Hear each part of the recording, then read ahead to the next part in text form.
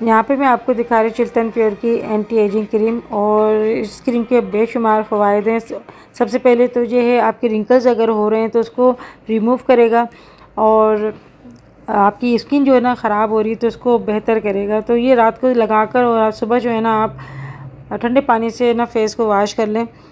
15 से 20 दिन में आप देखेंगे रिज़ल्ट आना शुरू हो गया, और आपकी फाइन लाइन जो है ना वो ख़त्म होना शुरू हो गई। तो ये 30 से ऊपर जो ख़वातीन हैं या जेंट्स हैं वो लगा सकते हैं।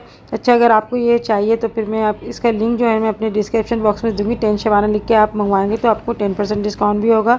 सबसे अच्छी बात है ये क्रीम के कोई नुकसानात नहीं है, सिर्फ फ़ायदे ही फ़ायदे हैं, क्योंकि ये हर्बल होते हैं प्रोडक्ट। इसके अंदर कोई केमिकल्स, कोई ऐसी चीज़ नहीं होती जो आपकी स्किन को जो है ना नुकसान पहुँचा सके। और इस तरह से ये मैं आपको दिखा रही हूँ क्रीम बहुत ही स्लाइम सी है।